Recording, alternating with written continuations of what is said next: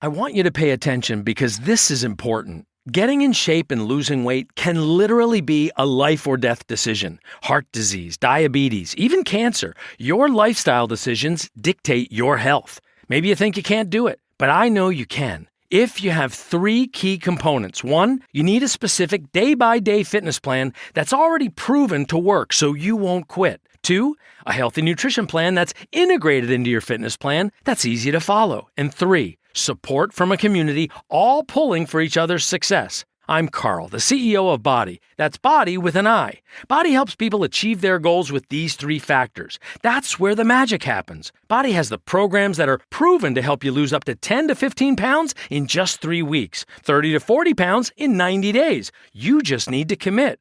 This is so important for you. Go to body.com, that's BODI.com, and we'll get you the fast results you want step by step. Ready to prioritize yourself in the new year? Your skin is a great place to start. Dime Beauty, founded by a master esthetician, is more than just a skincare company. With 4 skin-conscious categories, skincare, beauty, body care, and fragrance, Dime offers simple, spa-worthy products that will help you enter 2025 with confidence. Whether you're revitalizing your regimen with nourishing products or building one from scratch, Dime makes it easy. The Work System, our all-in-one best-selling routine, includes a cleanser of your choice, toner, serums, and moisturizers, taking the guesswork out of skincare for your healthiest, happiest skin yet. Dime's commitment to clean ingredients and sustainable packaging ensures every product is as gentle on your skin as it is on the planet. With thousands of glowing 5-star reviews and a loyal community, the results speak for themselves. Revive your skin and give yourself the routine refresh you deserve by visiting dimebeautyco.com. That's dimebeautyco.com. Your best skin awaits. This episode brought to you by the following patrons: Leaf Girl, Min, Jason, Sex Caliber Bones a Lot, Madeline, Alyssa, Vixen, Holly, Laura, Jeremy with the laser eyes, Allie, Logan, Libby, Aaron, Kristen, Tia, and Jonathan. And all the patrons want you to know you're loved, you're listened to, and you're a valuable member of this awesome Horror Virgin community. And if you want to hang out with us, do so in the Facebook group where we'll be hanging out daily. Paige, when I watched this movie, I watched it on Tubi, so there was commercials, and it like counted down when the commercials would start at like from 10, 9, 8. So when it got to like 3 seconds, I started singing, "Let's get to some ads, get to some ads, hey!" And it like perfectly timed it so it would start the ad right after I did it, and it made me laugh every time. Oh, Todd, fun fact. This is only the second worst sexy movie I saw today. How is that possible? Thank you for tuning into Horror Virgin. I'm Paige. And I'm your Horror Virgin Todd, which means I don't like scary movies, but you guys make me watch them. And this week we're doing our next movie in the Women That Kill month. And I honestly think it's just like Paige's trying to force in all the sexy horror movies she can find as we watched Species! Paige, is this the first time you saw this movie? All the way through, yes. I'd seen it on TV a bunch, which, by the way, if you watch this on TV, it's pretty short. How do they do this on TV? She's naked in almost every scene she's in. They creatively Photoshop and pan and scan. So the alien has like nipples. Like it's they nuts. leave the alien nipples in. It's Good. Just the people nipples. Don't touch they art, blur guys. Or cover or censor. Oh, man. Well, that alien is designed by H.R. Giger, who also designed stuff for Alien, like the famous like Xenomorph and stuff. Of course. It looks like the Xenomorph with some titties. It looks like Mulder just like drew like tits on an alien instead of Bigfoot and like was trying to show Scully. Yeah. Titties on a Xenomorph. I think the difference is you don't have Stan Winston. Like you don't have the like design minds to bring it to life. Like you have H.R. Giger being like, what if an alien had tits and what if a penis head was terrifying? And you're like, got it. But they don't but got it. It was 2 different teams bringing that to life.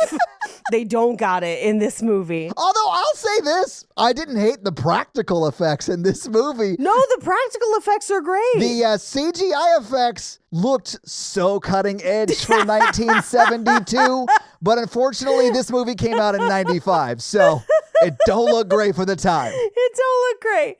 It don't look great. The amount of famous people in this is astonishing. Oh my God. Forrest Whitaker as Captain Obvious? Come on. It's amazing.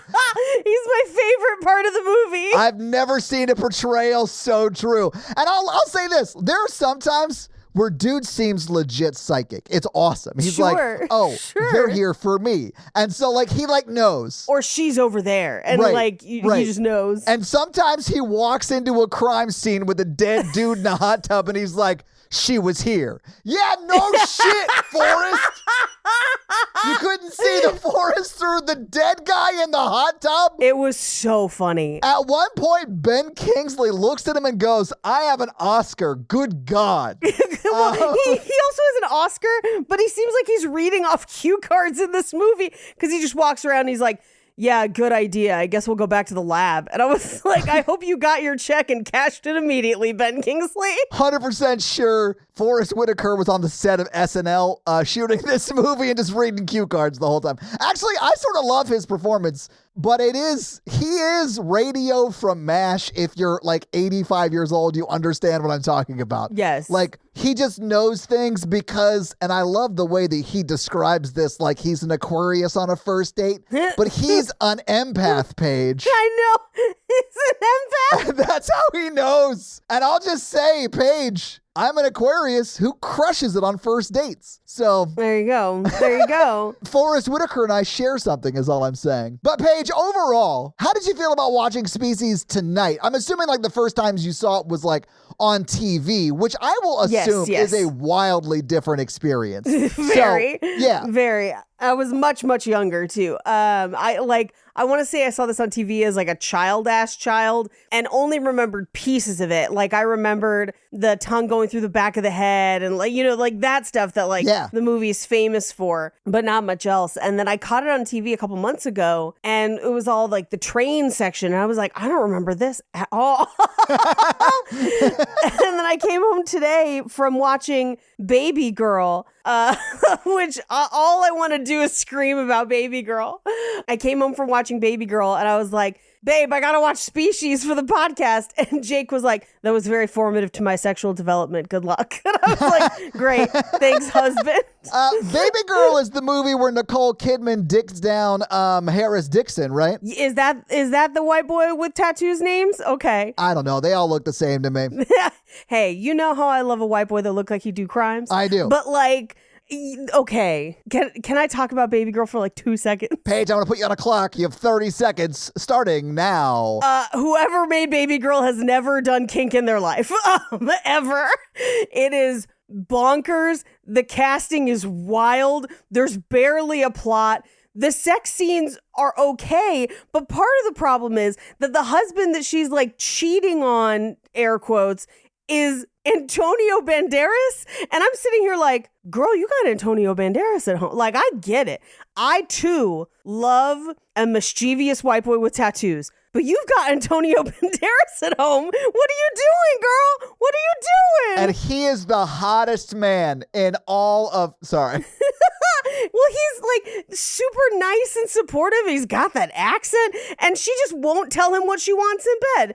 And it's a very solvable problem. Anyway, it's bonkers. I could scream about it for a lot longer. But you know what? You could see 365 for free. And I might recommend that you do that. We'll be doing a Baby Girl episode at some point on RTP, I'm sure. Oh, I don't know. I know I'm gonna see it again. I've already agreed. Paige, with the shit you make me watch for that podcast.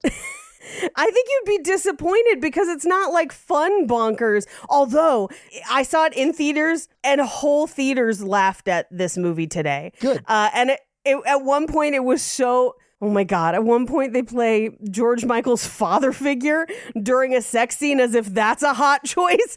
I was like, I can be your father figure. Put your whole fist in my mouth. Sorry. And I was like curled in the fetal position in the theater seat. Like, no, guys, no. Why are we doing this? And then at one point, there's a surprise when somebody shows up in a place where you didn't think they would be. And a whole row of people in front of me went, and the entire theater laughed. Literally, people watched it as if it was a comedy today. And I walked out of the theater with my friend and she was like, oof. I was like, yeah, girl. That was, woo. And then we met up with her husband and son who went and saw Sonic 3. I think they had a better time. Get to the cholera. Anyway, so Paige, I'm going to start doing that, although you'll have to listen to both podcasts to understand that joke. Yeah, I was going to say that's an RTP joke. I'll give you a hint. It's the serendipity episode. Yeah. But Paige, yes. I don't want to usurp your first thoughts. Sure. But if you're done, I can get into mine. Oh, first thoughts for species. Okay, quick. I enjoy the premise, but this, much like Subservience, I have questions of, was it always sexy or did Hollywood make it sexy? Because like half of this movie seems like a 90s Crichton novel in a good way. And then the rest of it is like, but what if boobs? I feel like someone was trying to write the movie, I think it's like Helen or something, where like a little girl is like an assassin, like killer, like very murderous kind of feral child. Sure. And someone was trying to write that movie, and then about 15 pages in, they got a note from a studio that was like, we'll greenlight this if you make her sexy. So they were like, cool, we got to age her up and then make it sexy the rest of the movie. Because the first 15 minutes of this are like sort of badass of like this, I don't know, 13-year-old girl who's like murderous and feral. Right. And then it becomes just like a sexy murder fest. Yes. Sort of. Yep. Slasher kind of tropes, which I was fine with. I honestly just felt bad for this hot early 20s somethings who just like couldn't give it away. Right. She was like trying to find the right guy and she couldn't. Yeah. And I'll argue the first man she kills after like going to the club, that was self-defense. I mean, I would agree with you. And I had a moment in that scene where like, he's like, I'm going to take a shower. And if you want to join me, you can. That's how you handle that, baby. Just open. I was like, see, that's the way to do this. And then he turned into a monster. And I was like, oh, right. That's why she puts her tongue through his head. Yeah. I mean, but the other guy wasn't a monster. And it was like, hey, maybe we should like take this slow. Like, it's fine. I liked him a lot. And she just murks that dude as well. I did think it was like, it really shows how easy life is if you're tall, hot, and blonde. Because this woman goes home in consecutive nights with two men who are definitely multimillionaires. Yep. And murders them both. Yeah. And she didn't even wait for them to sign their will over to her first. Like, think about it, girl. Like, get that bag. Listen, she's pretty young. She's pretty new. She's not pulling the full, gold dig or whatever. I love that they're like 5'10", blonde. And I was like, so the aliens automatically were like supermodel. I mean, it does help her. I mean, if you think of it like a vampire sort of thing, sure. If you're making like the ultimate predator, you would make a predator that can blend in, but also is like something that would attract other people, right? And she definitely does that. Like ladies who are 5'10", it probably makes you feel like you stand out a bit. That's tall for a lady. Yeah. Yeah. I mean, you're not wrong, but like... But this is the Terminator argument, though. Because, like, remember... Yeah, it is very Terminator. Well, early versions of Terminator, Lance Henriksen was supposed to be the machine. Yeah, because he would look sort of normal. Because the machine was supposed to blend. Yeah. And I feel like that's kind of an issue with this, where, like, how much harder would she be to find if she just blended? If she was just average, but then you don't get the like boobs of it. Well, and also it might be more difficult for them to bone, which is what they want to do, that is what they're here to do, is to, I guess, eradicate the cancer that is humanity is sort of what they're saying. Look, Thanos, everybody's doing it. Who's doing it this week? Who's doing it next week? You remember in Avengers when Thanos was out here just trying to get laid? You guys remember? Look. When he was just trying to bone down, he's like, listen, ladies, I got a gauntlet and you're going to love it. I got a controversial statement. Them shoulders, though. I mean, he does have very wide shoulders. And I'm a little weirded out. And listen, I think it's great that you're like into his purple skin tone. Look, if somebody needs to throw Thanos a bone so we can all survive, I volunteer as tribute. I think it's the opposite. If you're looking at this movie as like the linchpin in the connection between the Thanos and species universe, Thanos is trying to get up in them guts to create like a super race that's going to kill all of humanity, I think is what they're trying to say in this movie. Which is like... You're saying I'm not super? Paige, I'm just saying, don't fuck Thanos. I'm just trying to save the world by convincing my best friend to not have sex with a 10-foot, like, evil alien? He's very massive. I would probably tear me in half. I'm not that big of a person. And Paige, you'd love every second of it. You know you would. I'd be like, for humanity. Come on. You just watched Baby Girl. Yeah, I did just watch Baby Girl. I never has a movie intended to be sexy been so unsexy. I do like that boy with the tattoos for sure. But like, I mean, come on, Antonio Banderas though, he's still hot. He's still got it. Anyway, back to this movie. Yeah, no. If I could say, if me getting torn asunder would save us from species. All right. It's the opposite of that. You cannot have sex. Stop trying to spin it to where you get to have sex with Thanos, you insane person. You just don't see my vision. It did sort of make me wonder of like, what would this movie be like if they tried to set it today? Oh, yeah. Because she would be crushing it on the apps. I thought about that. Like, she'd be on Tinder and like Bumble and all of that shit. She would be crushing it. Well, there's multiple... There's multiple. I am in a rewrites process on my script that is making me question every decision anyone ever makes, right? It's the causality pass of like, why is so-and-so here? Why did they choose to make this choice? Does this have a cause within their personal being or their, circumstances? And there's multiple points in this movie where the answer is no. And you're just like, wait, why wouldn't they just do this? Like early when they wait for her to wake up to gas her with cyanide. Yep. Why? She's asleep. Just gas her. Paige, the bigger question there is, why not use like unbreakable glass? Why do you use just regular pane glass? Yeah, so many questions. But then she gets to the motel and she's like, where can I find a man? She's talking to a man. And clearly a guy that thinks she's hot. But even he knew she was out of his league. He was like, she trouble. Yeah. Because I was like, I half expect him to be like, right here, baby. No, that dude's a business. That guy's smart. He's like, no, there's no way I don't end up in one of my own tubs with my kidney missing. And I have to clean it up. So no, you can go to Id down the street and then we'll clean up his kidney leftovers. Just give me a heads up so I can tarp the tub. Yeah, like that. You look down, his name's Dexter. Yeah, no, there's many things like that where I'm like, what? Why?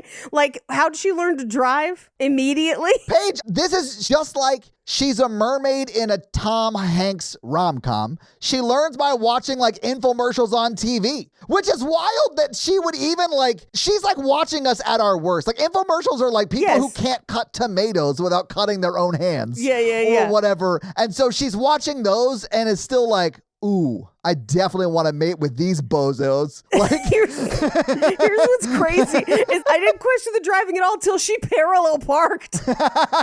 You're like, damn, she became an expert. Damn, bitch. I was like, we grow up in cars our entire ass lives, and it takes a long time for people to learn how to parallel park well, and she nails it. Yeah, the first time I was asked to parallel park, I looked like a monkey that was just handed a ladder. I don't know what I'm doing with this. What? This go forward and go backy. I don't know how to go inside.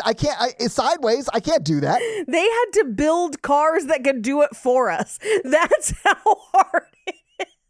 And she's just like, I just showed up from Mars or wherever. Beep, boop, beep. Cut the corner. Paige, if you check her Tinder profile, her location is just landed in town. Just landed in town. I'm just thinking about what her profile would be. On business trip, trying to get laid. But also, I need you to also remember, no backup cameras. This is 1995. She parallel parked on expert mode. Yeah. Which is how I learned how to parallel park as well. But it took time. Yeah. And she's just like, oh, I'm about to run out of gas. I somehow know what these gauges mean and what gas is. Oh, I think she didn't know what gas was until she ran out of gas in the guy's BMW that she murdered the night before. And then she was like, oh, these idiot machines take a substance that makes us go. This is so beneath me. But then she also was like, but also it fire though and electricity though. She fakes her own death. Paige, I was going to bring that up. There's no way way we're not, like, if this happened in real life, there's no way we're not getting a serial about their death in that car. And, like, oh my God, did they ever die? Like, it's just become this whole thing. Exactly. Do you remember where you were on the day of the Valley explosion? Some people don't remember. It's hard to remember what happened years ago, but we're going to try and piece this together to find out, is Syl really dead? I'm Sarah Koenig, and this is Species. Like that's what it is. Yeah. Holy shit. This movie is insane. The alien, full alien mode has nipples at the end. Guys, we just got to get into it so we can talk about it scene by scene. We got to talk about it. Because I could yell about this movie for hours. There's 3 fucking whole minutes of fucking credits at the fucking beginning of this movie. Page. In alphabetical order. Oh, yes, Paige. The in alphabetical order is how you know you have time to go to the, like, concession stand and get popcorn. Yeah. Because they're going to name everybody in alphabetical order, starting with the person who had the Oscar at the time. Except, it's in alphabetical order, except they list Ben Kingsley before Alfred Molina. So it's alphabetical by last name, I'm guessing. But then they totally abandoned that for Mark Helgenberger. Yeah. They're like, in alphabetical order. It is anything but. It is not that. I know. I laughed at that. I was like, oh shit, in alphabetical order was a lie? Like, they're lying to us about that? And look, I may not be firing on all cylinders today. I've eaten nothing but popcorn, but... And only saw Baby Girl. And only saw Baby... I have eaten nothing but popcorn. I have only put Baby Girl and this movie in my brain. This is what you're getting. I'm in the middle of cleaning my office. Madness. It looks like you're Pure at the madness. very beginning, but it gets really worse before it gets better, that's for sure. But I have gone through about half of the boxes that were in here. I have ADHD too, man. I get it. But I have a lot of cool stuff to go in here, so I'm making room. Paige, I have so many boxes in my office. Like, look. Yeah. Yeah. So mine looks, I'm sure, terrible. You can kind of see a little bit behind me. It looks terrible, but most of these boxes are now empty. They're just still laying around. Yeah. So yeah, we'll get there. Yeah. We'll get there. Natalie, I'm about to fart and I'm sorry. Oh, Jesus fucking Christ. I held it up so she wouldn't have to hear it. I hope you didn't hear it. You might have heard it. I heard it. Oh, well then, great. Good for me. I'm killing it. All popcorn. The panty whisper. Anyway, so... Sorry, I ate nothing but popcorn today. Welcome back to Popcorn Farts, where we break down Baby Girl.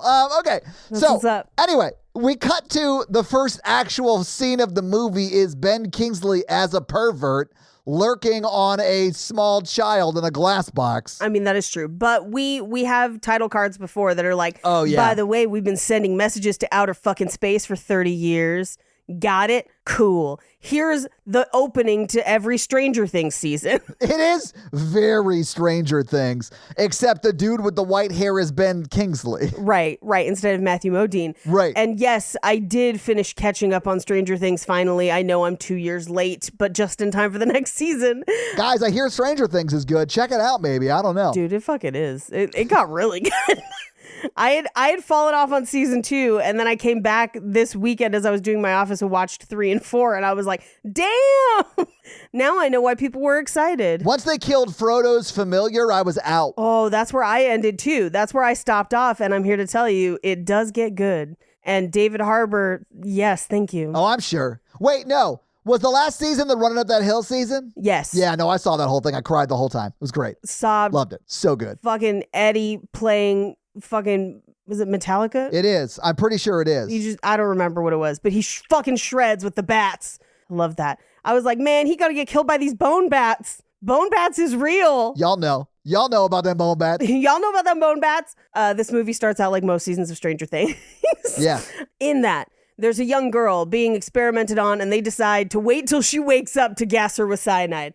But then she just punches through the glass. The cyanide doesn't affect her, and she runs away. I just want to say this. This is a young Michelle Williams. Correct. So, like, very young. She was not listed in alphabetical order. No, of course not, because it's in alphabetical order with Ben Kingsley first. Right. So you're definitely going to have some letters that come before K or whatever. Right. But she is, like, in this glass case, and we see Ben Kingsley like looking down on the case in a very like uncomfortable way. Mm-hmm. It felt very season 1 of the OA to me. I did not love it. Which I also did not watch, but I've heard that people really like. The OA is good. I'll say this about most Netflix shows that don't make it past the second season because they're unwilling to pay what shows are worth. it's not really worth the time investing in because the story needed probably 5 seasons and they only got 2. Sure. So I wouldn't watch it, honestly, but if they continued it, maybe I'd recommend it. That is how Netflix be doing stuff. That's why I was worried about Netflix getting the rights to Horizon, like Forbidden West and Zero Dawn. We're going to get 2 good seasons. Thank you. That's it. I'm like, no. You need to send this over to fucking Amazon so they can give it the Fallout treatment. It's the Mind Hunter paradox. Oh. If a TV series is expensive and amazing, it'll get only 2 seasons at Netflix. Yep. Anyway. Anywho. She does wake up, they sarin gas her or whatever. Cyanide, yeah. Cyanide, thank you. And the people who bring in the cyanide are like in hazmat suits and they plug the gas in. But and they still die. Paige, I was getting to that. Yeah, like when she busts out the glass, she just like runs by them as they're dying. I was like, this must have been like, these are experimental suits. We call them hazmat. Yeah. We'll see if they work. And they don't. Like the hazmat suits solve for this. They're hazmats. We has them.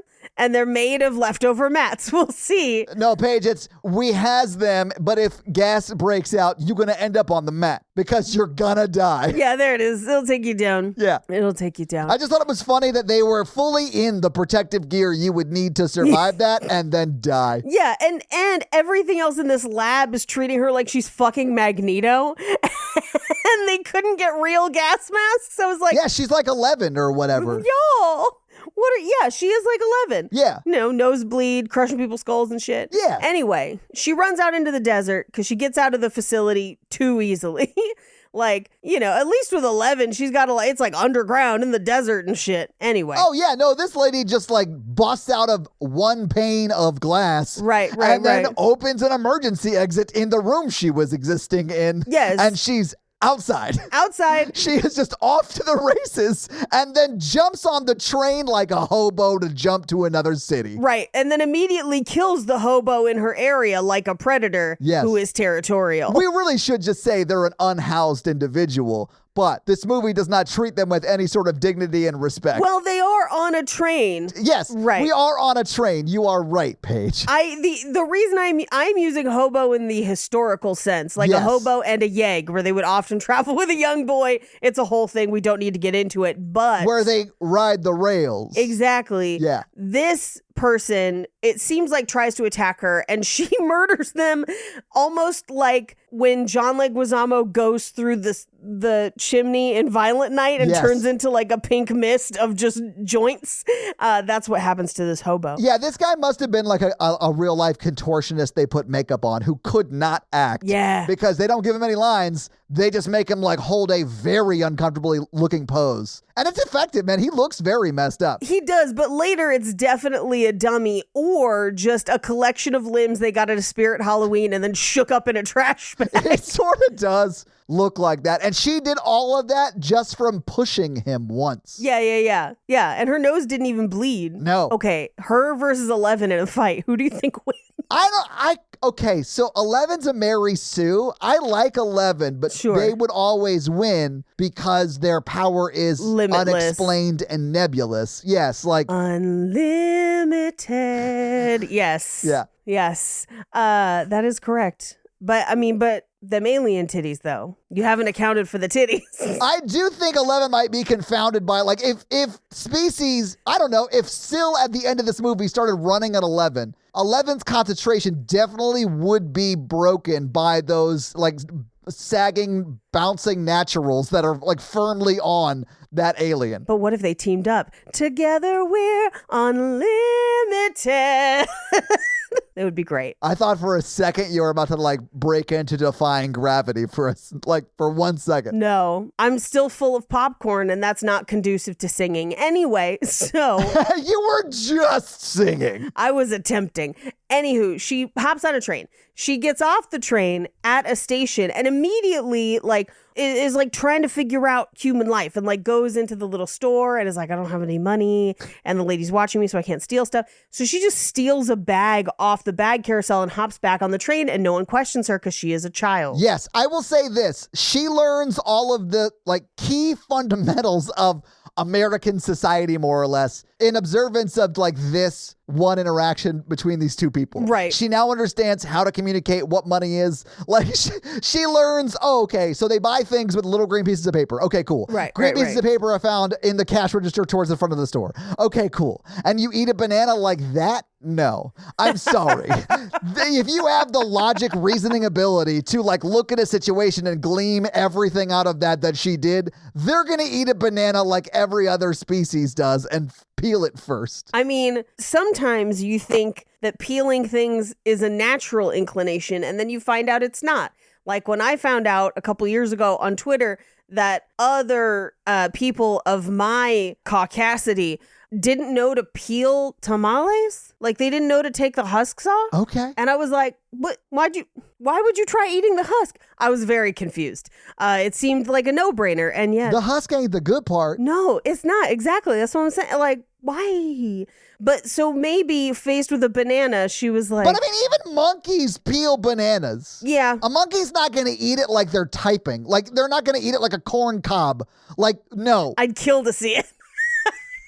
I would love to watch a monkey do that. Paige, you might get killed to see it in this movie because she definitely kills the nice lady who comes to take her ticket I hated that. and then, like, gives her a pass on not having one. And it was like, oh, your parents picking you up in wherever. Because that's happening like right here. Because she unpacks this bag Yes, and yeah, finds yeah, like yeah. a mini TV in the bag. And immediately knows how to use it. Yeah. They immediately recognize a piece of foreign technology Right. and figure out how to use it. And they look at a banana and go, huh?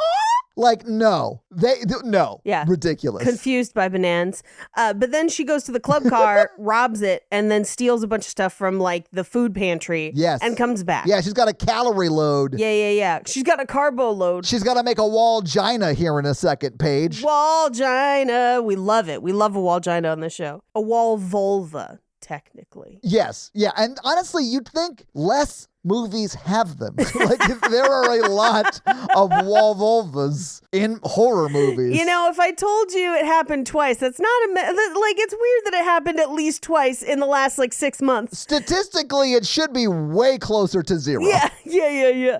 Anyway, the conductor comes by to collect tickets and she just gives her money. She doesn't have a ticket. She just gives her money. Yeah. And money that she stole from the register. And she's like, oh, are you traveling alone? Well, I'll say you're 11 so you can pay half. She's very sweet to her and then comes back to check on her later. Yeah, and just gets murdered. It's fine. Right. Meanwhile, the people from the lab have found the man that she killed on the train. And they're like, she could be anywhere by now, anywhere the trains go.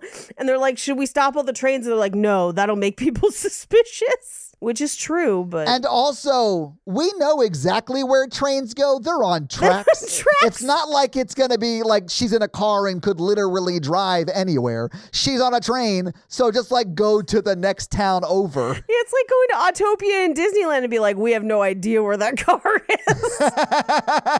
Exactly. Like, yo, this car's on a trek. Just go to where the track gonna go and wait. It can literally only drive on a track. I know. It's honestly... It's almost best case scenario. Right. Imagine if she'd gotten on a bus, That also is going to a predetermined location. Sure. Like, I think that the trains, buses, even airplanes, ideal. Right. And yeah. You can't have a loose Michelle Williams out here on these streets. Right. She's not on like a quad bike or some sort of submarine scenario. Right? What would be the worst form of transportation, do you think, Todd, to try and find somebody? I think quad bike might be it. I'll say this, when you're trying to make a quick getaway in like a heavily populated area, Bird scooter. e-bikes apparently are the way to go. Hey, it worked for that one guy. Ooh, he at least got away. He can't harm. I mean, it was a solid escape plan. He couldn't resist the call of the McRib, but like until that point, he got away. You know what got him? And here's why I think it's so relatable and why I think he is forever going to be sort of a class folk hero, because he did this thing that maybe people don't agree with, but many people are sort of celebrating online. And what gave him up, what gave the FBI the photo of his face, was him flirting with somebody. Been there. And I love it. How many times have you fucked up your life by flirting with the wrong person? Like, I've made this same mistake, but it only ruins 2 years of my life because I ended up in a terrible relationship. Sure. It's going to end with him in jail forever or possibly being murdered by the state. Who knows? Who knows? But if he asks for McDonald's as his last meal, I'm going to laugh so hard. I'm going to be like, bro. Got to get that McRib. You doing bits. Yeah. Anyway. So they find the dead guy. And so now they're like, we've got to assemble a people with special skills or whatever. So we cut to Forrest Whitaker in therapy. And he's like, I just have a lot of feelings, like the girl in Mean Girls, of just like, I wish we could bake a cake full of rainbow and smiles. But this is where he explains he's an empath and then goes straight radio from MASH where he's like, someone's at the door. And the therapist is like, well, they can wait to the end of the hour. And they're like, and he goes, no, they're here for me. I was like, okay. And gets up and answers the door, and they're like, hey, we need you. And he goes, I know. He's like Professor Xavier, just like. He says I know to them almost like he was in like actor mode and they were running through the scene and they're like, okay, and now I'm going to say the line that indicates I'm here to get you. And he's like, I know. Right. And like the scene ends. It's so funny to me. Forrest Whitaker's performance in this is interesting, and I genuinely dig Forrest Whitaker in almost everything. If you've seen Panic Room, oh yeah, dude is insane in that movie, and it's such a nuanced and layered performance. Like, this dude can act. I don't necessarily think he's trying super hard in this movie, but it's very fun to watch him. Yeah, I think everyone's collecting a check here. This is not Last King of Scotland, but I do. It reminds me of when. Have you ever been around someone who's acting for the first time and they don't understand? Like, they know their lines, but they don't understand how conversations flow naturally. Yeah, they're sort of acting at something and not acting something. Yes. With something. Yes. And so it's a perfect example is the flower shop scene in the room of just like, oh, hello, Johnny. I didn't know it was you. Hi there. Can I have a dozen red roses, please? It's just like immediate. Or if you've ever seen, I know this is a wild pull, but if you've ever seen the play Noises Off, it's a play about what's happening backstage during a play. Oh, love that premise. And one of the actresses only knows her lines in order. So like someone else messes up and then she still only knows her lines in order. And it's like, but it's that of like not being aware of what's in the scene. And that's what a lot of the lines in this scene and a few other scenes are like in this movie. That's why you got to study that Meisner, baby. There you go. But we cut to Sill's Nightmare, which might as well be scored by Ozzy Osbourne because it's just a train made of skulls. It's just like, Go, go, ba, ba, ba, ba, ba, ba, ba, ba, ba, ba, ba, ba, ba, ba. It is awesome. I don't know if she's like allergic to like milk or something, but like pudding gives her nightmares. We see it happen like twice in this movie where she's eating pudding and then has a nightmare. There have been studies that eating chocolate or cheese before bed make you more likely to sleepwalk. Damn. If you are prone to sleepwalking. Species is out here telling truths and y'all didn't even know it. Hitting y'all with truths about chocolate and cheese before bedtime. Does that affect me in that way? No. All I learned is if you eat a snack pack, your chances of becoming a wallgina are not zero. Not zero. Because that's what happens. She like goes into the mirror and then becomes like spiky a little bit and then like becomes a wallgina. Yeah, a wall vulva. Yes. The vulva's the outside, vagina's the inside, but like. I assume it's all there. I don't know. She's in a cocoon. Yeah. It craps out a naked Natasha Henstridge here in like 2 seconds. Right. But first, we meet the crew, Michael Madsen, Forrest Whitaker, Alfred Molina, Mark Helgenberger from CSI. And we learn that Dan is an empath. It's not really important what we learn about anyone else other than the fact that Michael Madsen is an assassin. Michael Madsen's like a hitman assassin. Yeah. Forrest Whitaker's an empath. And Alfred Molina is biologist, I think. And what is Mark Hellenberger? Anthropologist. Anthropology? Okay. It doesn't really matter. None of that matters except for the hitman guy. Right. None of it matters because they will use Mark Helgenberger and Alfred Molina interchangeably for the entire rest of the movie and be like, what do do you think, Doc? And she's like, it looks like an egg sack. And I was like, you're not the biologist. Like, what are we doing? Loved her on CSI, though. I think she's great in this movie. It's sort of a rom-com for her and the hitman. For her and Michael Madsen, yes. Like, we're watching two people fall in love on a mission that might kill them both. It's great. Later, she's like, I feel like your job scares women away, but I'm not scared. I was like, girl, talk to somebody. When she says that to him, Paige, she has already been on mission with him. Like, when he is going in to, like, with a pistol, kill this alien. Are you serious, Madsen? Come on. She is next to him, unarmed. Yeah. That is literal ride and die right there. Like, that woman is gonna be with you forever. That forever is gonna be very short, though. Yeah, get it tattooed. Why not? Yeah, I did think that was wild that she was just like, yes. But, okay, burn a fun fact. Alfred Molina was one of my regular customers at Sur La Table. So I've met him multiple times.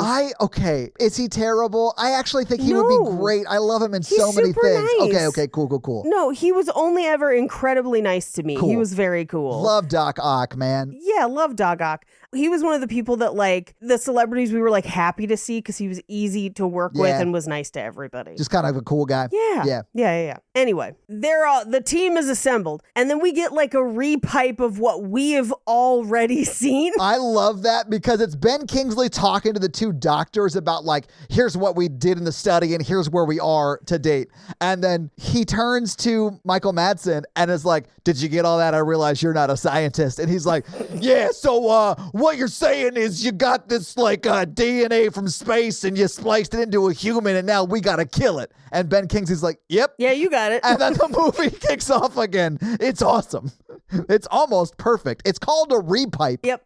But while this is happening, we have discovered, or rather the conductor of the train has walked into the little girl's cabin and discovered what I will call a meat cocoon that turns into a wall vulva that then, like, reaches out and kills her for no good reason because it doesn't even eat her. No, it just chokes her to death, more or less. It just chokes her to death and then just spits out a fully grown species. Yeah. She is, like, covered in, I don't know, species goo. Afterbirth? Yeah, more or less. And remember that when in, like, 15 minutes of movie time, she is showered and wearing a perfectly tailored train conductor outfit as she walks off this train. Oh, yeah, that she took off someone 4 times her size. Yes, like, she had to re-sew every bit of, like, outfit on that. And I do not mean that to shame the conductor in any way. No, not at all. I'm just stating this as fact. Those clothes would not fit her.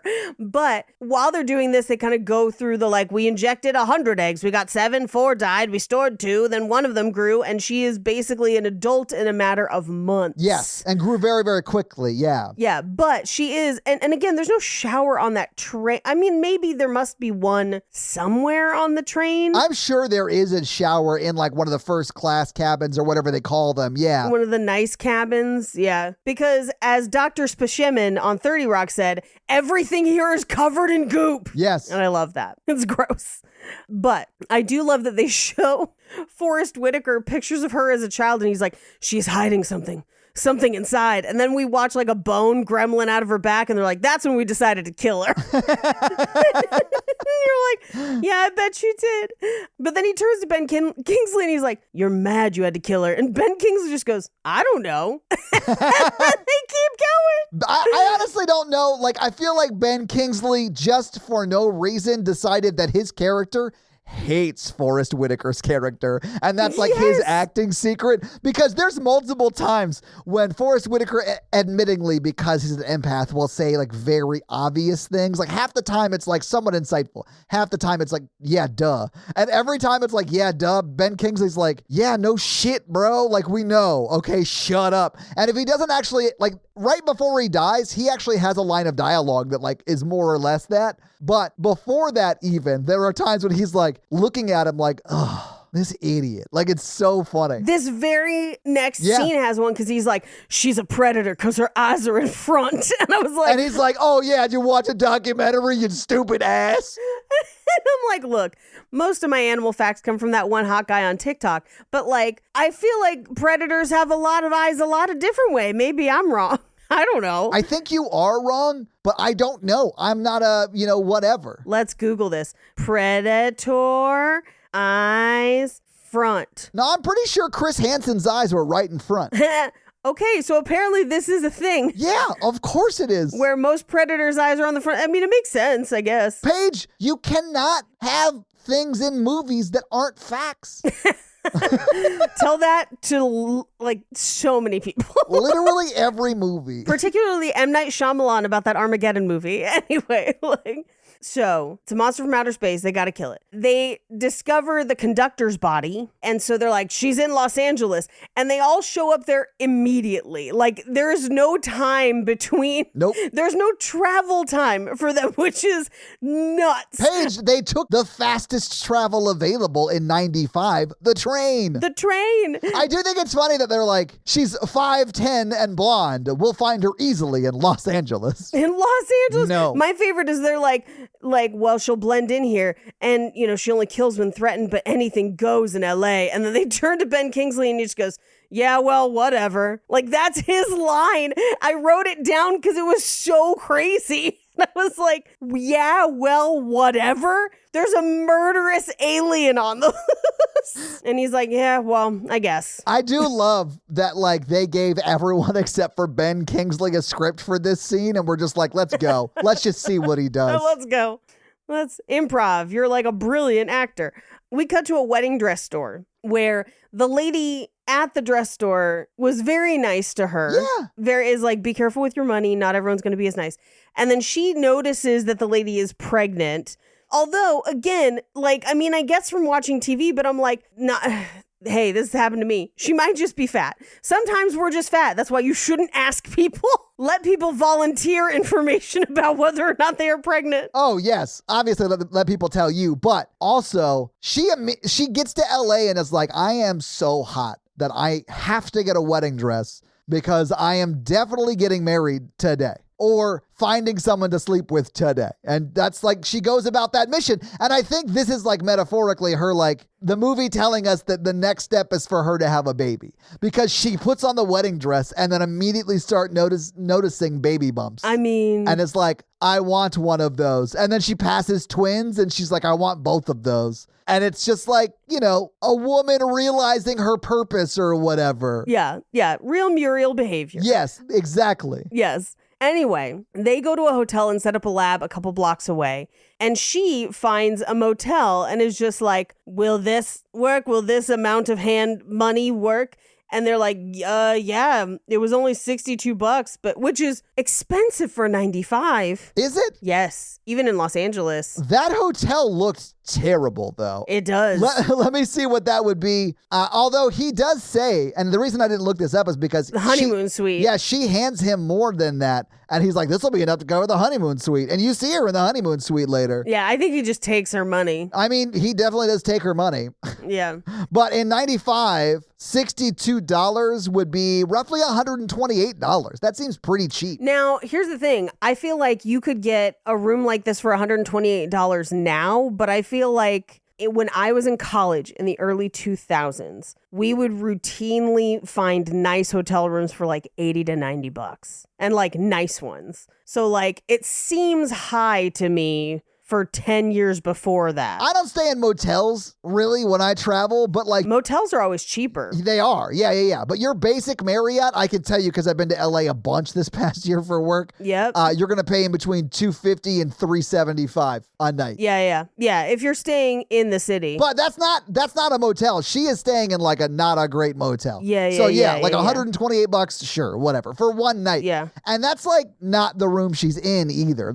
He takes her money and upgrades her, but yeah. Also, that motel is a real motel that exists and is in the shitty part of town. You do not want to stay there. That's where people OD. Don't stay there. It's not good. Anyway, she immediately finds their porn channels and seems to learn a lot from the porn channels. She seems to learn how to seduce or get the idea of oh, that's how babies are made, I guess. So she immediately, I guess, changes and then goes and asks the front clerk where she can find some dick. Yeah. And he's like, I don't know, at the club down the corner. Meanwhile, back in the lab, they try to replicate the DNA on its own, not with human DNA, but there's like a problem with the camera. They have to go in and try to like close it, but it's a closed room. It explodes everywhere. They try to flamethrower it. It doesn't die. They have to try and let them out of the room, but Ben Kingsley doesn't want to let them out of the room. Protocol, Paige, because of protocol. It's like 20 minutes of yelling for nothing because nobody dies. They just burn this one room. It's such a cool premise that is pulled off so sillily. Yes. Because also, I'm going to start saying sillily a bunch, even though it's definitely not a word. But it's a cool premise in that, okay, two of your main characters have to kill this monster or everybody in that room dies. Right. That's a cool premise. Yes. Because it's like a ticking clock on, can we beat this monster? Yeah. And then in order to let like Ben Kingsley let them out before the room sets on fire, right? Right. And the only thing that is stopping anyone else in the room with Ben, who clearly don't want them to burn to death, from letting them out of the room is them just not hitting the big green button on the panel board. Right. And it's like slap his hand down. Yes. Yeah. And eventually Forrest Whitaker just smacks his hand away and hits the green button and they get out. Right. And then it's fine. It's fine. silly. It is like fake stakes the whole time. The whole time. And it's literally to kill time. Like this movie it's an hour and 44 minutes long. It could absolutely be 76 minutes long. Yeah. Like you could cut at least a half hour, if not more, out of it. And a lot of it's this stuff of just like back and forth. Half of the tunnels at the end is just them running through tunnels. Like she's not even in it. Yeah. She's giving birth. Yeah, she's giving birth. At that time. She's squelching one out. Ugh. But meanwhile, in the club, because we're all fam. Yeah. She's watching other people in the club and she goes to try and talk to a guy and a girl kind of cuts in front of her and is like, I've got a party to go to and no one to take me. And he's like, I'll take you. And I was like, does this work for pretty girls? Pretty girls, sound off. Has this ever worked for you? Paige. It's crazy. Yes, it does work. Ugh. Guys are stupid. Simple creatures. As a stupid guy, yeah. Jeez. I should have tried that back in the day, I guess. It would've I don't know. I would have worked. had to tongue kill somebody. It probably would have worked great for you too, Paige. Like, Well, now that I'm thinking about it, remember when we were at Panic Fest back when that club was open that is now closed, unfortunately, so sorry. Paige, there was nothing about that club that led me to believe it would be in business in 6 months. True. But no, like, had you and Mikey not been there, I could have had my pick of the litter, I think. Yeah. I got surrounded by the plaids. I mean, yeah, Paige, like, it would have been an unsafe space, I think, I think so, too. for anybody. Yes. I mean, it was almost an unsafe space for Mikey because that lady was definitely trying to get him to sleep with her and her husband, for sure. Yeah, or boyfriend or parole officer, whatever it was. Yeah. It was a dark day. Paige, let's get to some ads. Get to some ads. Hey!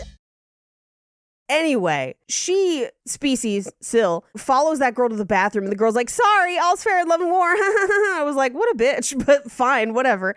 And that girl goes to the bathroom, and Syl goes around to the other bathroom and just like monster claws through the wall and rips that girl's spine out Russell Edgington style, and it was great. Literally snatches her spine while she's taking a shit. Yeah. And like just calls it a night. Yeah. She's like, you know what? I'm out. I don't even want to anymore. I am just going to murder this lady and then go back to the bar and find somebody else. Yeah, it doesn't even go back to the same guy, which I No, think is she doesn't. crazy. She's over it. She just wanted to kill her romantic competitor and then move on to somebody else. Well, yeah, she goes to this other guy and she's like, I got a party to go to. And he's like, okay, cool. So they like go to his car. Meanwhile, they find the body in the bathroom and helicopters are overhead because they've now isolated where she is because they've already gone to the motel. He's like, I told her to go next door, but is she some sort of murderous alien? Cool, as long as she pays. The crazy part about this is like a murder did take place, but they got word of it and were across town at the crime scene as she was leaving in a car. Yes. Like there's no way they're not getting there until like maybe 90 minutes after that murder took place where she snatched that lady's spine. The cops, for sure. Our squad because it says it's around the corner, so it's walkable from the motel. She walked there. Fair enough. Yeah, I guess that works. Yeah. But for the actual cops, it's going to be a while. Yeah. But anyway, he's like, oh, there's always cops in this part of town. So they drive off. The craziest part of this movie to me is they're like, did anyone leave here with a pretty blonde? I'm like, it's a club in Los Angeles. Literally everybody left here with the pretty blonde. Everyone left here with a pretty blonde. And that's kind of what they say.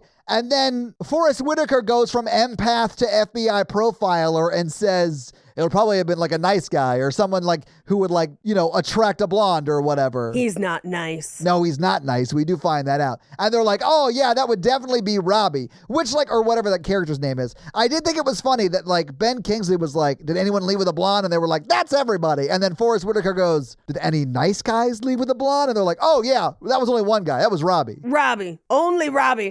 It's the Law and Order bartender rule of identification. It's madness. Yeah. Absolute madness. It worked. It worked. But so they're like, perfect, we'll go find Robbie. Meanwhile, she's at Robbie's house and he starts out cool because he starts out with like, it's kind of nice here. It's not as crowded. We can get to know each other. I'm going to take a shower. If you want to, feel free to join me, but I'm going to go. And I was like, oh, perfect. But then he comes back and he's like, take your clothes off. And I was like, oh no, wait, you seemed so nice, Robbie. But no. Or whatever his name is. I just called him Robbie. I have no idea what the actual character's name is, but it is Robbie. Yeah, in the script. Yeah. Nailed it. But he does he does it because she kills him by tongue punching through the back of his head. Right. But he was going to sexually assault her. Yeah. It was going to be bad. You could say she tongue punches his smart box. Nailed it. Paige, come on. Because it's his brain. Yeah, no, I got it. Oh, that's terrible. It's not terrible. Anyway, but he's it. trying to force her. Yeah, he deserved it. Yeah. Because he's like, take her clothes off, and she does. I think at that point she was still into it. Yeah. It's when she takes him off, and I do think that they're right. Like she smells or whatever, recognizes that she doesn't want to mate with him for whatever reason. Well, they find out he has diabetes, yes. and she somehow senses that. Yeah. Yeah, and then she doesn't want to consent anymore. I think she was fine up until she realizes that. And then she's like, I just want to leave, take me home or whatever, get me out of here. And he turns on her and then he's like, no. And she's like, okay. So then she tongue punches his smart box and tongue murders him. Normally you got to pay double for that kind of action. At least. But our intrepid heroes show up at his house and he dead. And they're like, why did she kill him instead of mating with him? Because we're pretty sure she's trying to bang. And then they find the syringes and they're like, diabetes. So she a picky bitch. But apparently it's because she's trying to find the healthiest. But she doesn't seem too discerning later. Throughout the movie, she lowers her standards. No, she literally at the end of this movie just fucks the only drunk guy she can find, more or less. Right. And that's Dr. Octopus, see? Yep. But she takes his car. She miraculously knows how to drive. She drives to the beach, parks the car when it runs out of gas, gets out and walks, where she is then hit in a crazy hit and run accident. I know. It's awesome. And a guy in a similarly nice convertible stops to pick her up and call 911 and get her to the hospital. This is the second guy who is multi-millionaire rich because she is in the hospital. You know how much that costs. Oh, yeah. And he's like, just put it on my credit card. It's fine. Yeah, I mean, thankfully she left before they did any procedures, but they're still probably going to charge him $80 for a box of Band-Aids or something like that. $80? Are you kidding? It'd be thousands of dollars. Thousands of dollars? If you go to the ER, it's at least $1,500. It's $250. It's crazy. It's $250 if they check you in. I guess it depends on the hospital too, but it definitely depends on the hospital, and not everyone goes to a Kaiser Permanente, so it's gonna be different. I don't either. Check your local listings. I mean, to get in the door is usually $250 to $500 minimum. That's just to walk in and sign in. That's before they do anything. Yeah, and then it compounds. But unless you have good insurance. But even then, she don't have none because she alien. But and I'm sick of these illegal aliens coming to our country and trying to get free health care paid. Clogging up our emergency rooms with their hit and runs. I do love that they go back to the headquarters they've set up at the hotel /lab thing. And they're like, can you enhance that photo? And they're like, that's as good as it gets. And it's just blurry as fuck. And I was like, this truly is 1995. It looks like a chalk drawing someone smeared with their thumb. You're not going to be able to tell anything from hilarious. that picture. But also, that is like realistic to me. It was. I heard this in X-Files and it made me laugh out loud. Mulder was like, enhance that by 2. You wouldn't enhance it by anything. You would enhance it by max. 2? What is the max? By I don't 2? want it to be super clear page. What do you mean by Only enhance 2? it by 2. Like, that doesn't tell you 2%? anything. It's exactly, Like 2 what does it even pixels? mean? I lost my fucking mind. I could not believe. Anyway, I was so mad at that line of dialogue. I rewound it like 8 times to make sure that's what he said. I was like, no one understood how anything worked when they wrote this. I mean, It's crazy. I would like the photo to be just a smidge less blurry. smidge. It would be great if I still couldn't see it at full clarity though. You turn that bitch to 100% immediately. This is why I love the Community episode called Basic Lupine Urology. It's the Law and Order one so much, because at one point Britta just goes, and if I press a couple buttons, I can make this picture sepia toned or like Old West style. Yeah. I think is what she says, because that's literally all you could do. Anyway, but this is where they theorize. They're like, okay, well, if she does mate with somebody, that baby, if it's male, could then also reproduce and we'd be extinct within 6 months. And I was like, thank you, Wilford Brimley, for giving us the ticking time clock on this weird alien analog. How dare you bring up Walter Brimley when you know she Wilford won't Brimley. have sex with someone with diabetes? How dare you? Oh, no. Maybe he could have saved us all. And that movie, sorry, is it Walter Brimley? I heard you correct me earlier. It's Wilford. It's Wilford Brimley. Whatever. Wilford Brimley. He's very famous. I believe that he is both famous and a Wilford or whatever. Yes. I just don't care a whole lot. But his movie also famously features a cocoon. I know. Oh, God, we got to do Cocoon at some point. It's not really a horror movie. It's more just a weird oddity, but I like it. It's a space oddity because they're from space, right? No, well, I guess, yeah, but it's more the like the cocoons. They're coming down and making old people young again so they can bang and shit. It's a weird movie. Let's do it. Anyway. Yeah. Yeah. So the hospital, the hot guy in the red convertible goes to the hospital. He's like, where's that girl I brought in? I could pay for all of it on my credit card. And they're like, yeah, I mean, I don't know. She's over there. And he's like, just cover it. And they go to do x-rays and they're like, oh yeah, her shoulder's fucking busted. And then it heals itself. And the doctor's like, the fuck? And they're like, doctor, there's a child burn victim. He's like, fuck that. What happened to her shoulder? But it does save his life that burn victim is Yes. like an emergency, because if he had asked a follow-up question, Syl would have killed him. Oh, absolutely. He would have gone out a window like a Boeing whistleblower. Like, it would have been over quickly for that guy. But the burn victim technically saves his life. And I do think it's funny that guy is like trying to get personal information on Syl. I mean, obviously she doesn't have it because she's an alien, but like, Right. he is trying to, from like the lady at the hospital, trying to get like who she is and stuff like that. And I was like, you can't do that. Like, HIPAA's a thing, and HIPAA didn't start till 96, the year after this movie. It's the year after, yeah. So like, she probably could have given him that, or I think she didn't have it. I think it wasn't that she didn't want Oh, to. I think same. she physically did not have it. Yeah. I don't think she has it because Syl isn't a person, right? Right, So right. like, they don't have like a social security number or anything. Right. But it seemed like she was like trying to, but like couldn't, you know? That's all I'm saying. Right. It's like, she couldn't in a year. She would have been like, no, I'll go to jail or whatever. Yeah. Oh, and you get sued for millions. Yeah. But anyway, Syl puts on her coat and goes to leave. And she runs into that guy and she's like, hey, can we go? And he's like, yeah, I guess so. Like, did the doctor say you could go? And she was like, yes, thank you. And they leave. But that doctor called the cops and was like, hey, weird story. That gets to our crew of people. How? Who knows? But it does get to them. Yeah. And they're like, we got to go check out this thing at this hospital.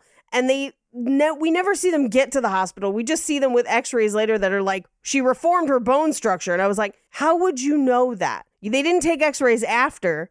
Like, she just like shoulder fixed and walked out. It's not like you have two to compare. Well, I guess they knew that she had broken her shoulder, maybe. Sure. And they assumed that because she walked out of there without a scratch on her, that they didn't have a broken shoulder anymore. I don't know. That's not really talked about. No. It's just sort of said, and you're like, oh, okay.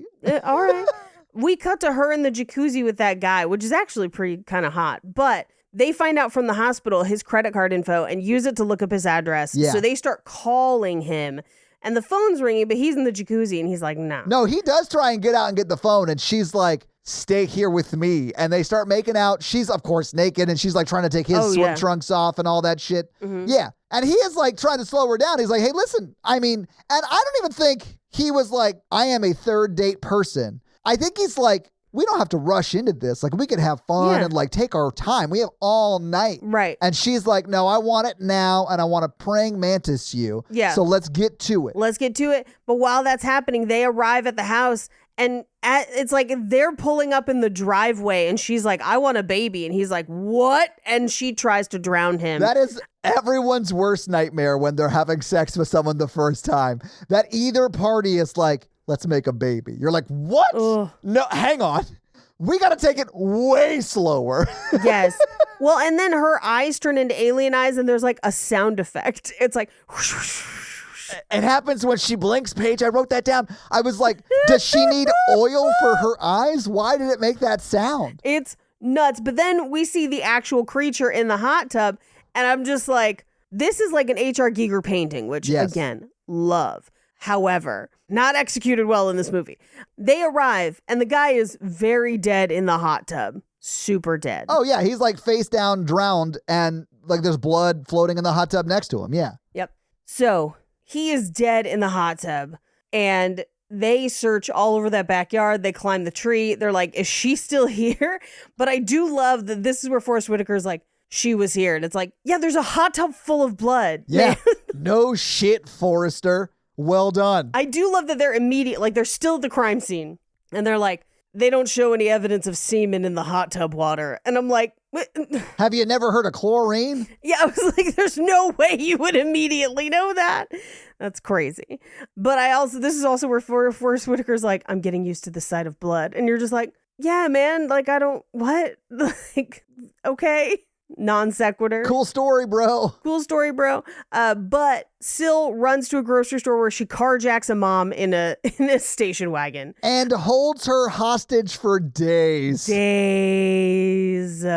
She goes almost full on BTK mode. Oh yeah. Because she drives up to the crime scene and then like follows the crew back to their hotel. So she like knows where they're staying. Well, and knows what they look like and who they are and all that shit from this point on. Yeah. And she has a dream about following Michael Madsen up in that hotel in the elevator. Yeah, her and Marg Helgenberger or whatever, Dr. Barker in the movie. They're both like pining for Michael Madsen. Yes. So she wakes up next to that mom and is like, do you ever have nightmares? And the mom is like, yes, I'm living like right one. now. Yes, I'm living exactly. Because she's like tied up in bed next to this sociopath who, like, I guess took her inside of her own house, because this is the same lady she carjacks, right? Right. She carjacks. And again, I say mom because she was driving a station wagon and getting a bunch of groceries. We don't see any children. I assume mom too. We don't see any kids. You're right. Yeah. But I guess like Species just like took her out of the car, tied her up, and then went to sleep next to her. Yes. That has to be the scariest interaction. But yeah, whatever. We don't see it. We just see her waking up like it's like a rom-com. Like, hey, do you ever have nightmares? Yeah, bitch. I'm tied to the bed. Yes. I am living one. But she gets up the next day and goes and finds like little garden shears and cuts off her finger and watches it grow back. So she's got a spare thumb piece. Yeah, she's just carrying digits around in her purse. Well, yeah, she cuts off the thumb of the other lady to match so that she'll leave a thumb in the car so that it doesn't get burned. That'll match her DNA, but it's not because it's the other lady's body in the car. She then let's think through this plan. Yes. A little bit. Yeah. So her plan is I'm going to cut off my thumb, then I'll cut off the lady's thumb. Right. And then I'll blow up the lady in the car. Right. And because there'll be a loose thumb floating around and she's missing a thumb, they'll assume that's her thumb and not check the DNA on the actual body, but the thumb. Just the thumb. Because it's already severed and it's easy to pocket a thumb.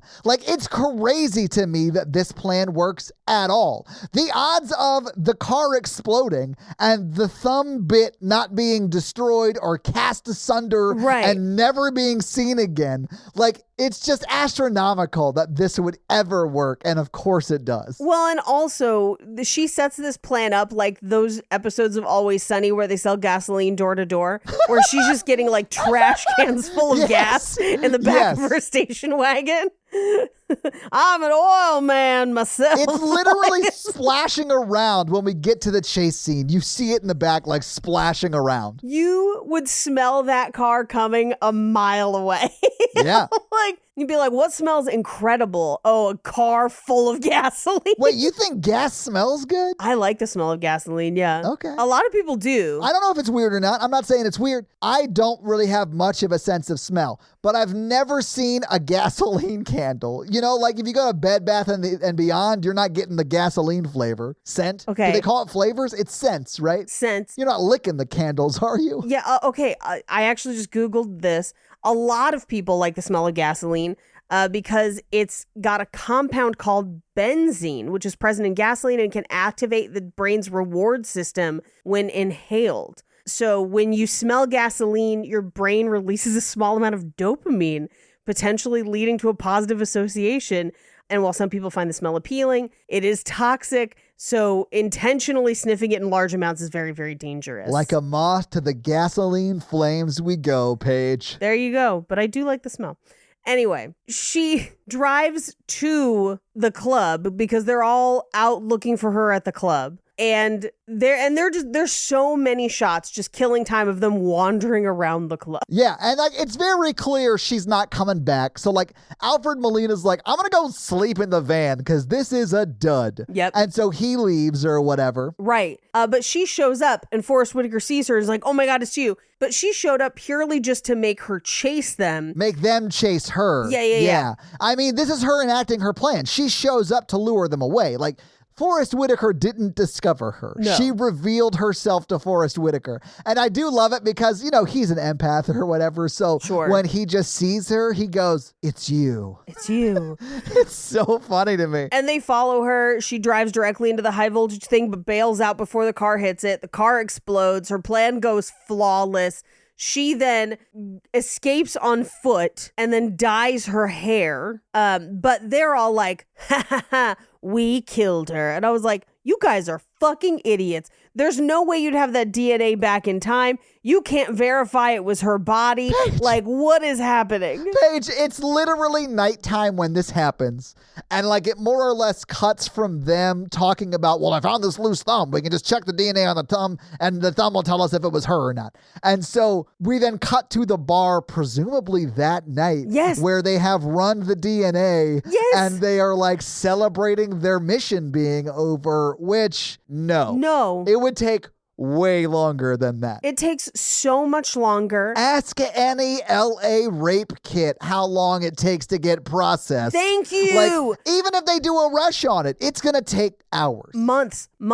And like, here's the thing. I understand people's dislike of Law and Order. It is propaganda. I totally get it. However, one of the good things, the very few good things to come out of Law and Order is Mariska Hargitay basically leading the charge to get more rape kits tested, because there are literal thousands upon thousands of hundreds of thousands of rape kits sitting untested. That's crazy. Because of how long it takes to process. So the idea that they would have DNA like a match. Now, here's the one thing I will give them. They do have their own lab where they're only working on this, and they are just comparing it against alien DNA.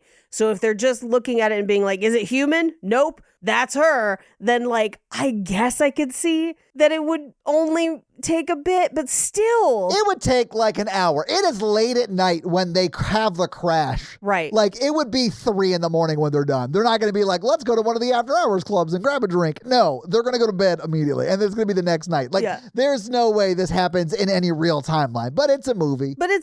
And it also takes an hour plus to dye your hair too. So like that's a timeline that we're dealing with as well. But in this time, they're just like, great. The audience, even though you know that we haven't caught the person, we're going to act like we caught the person.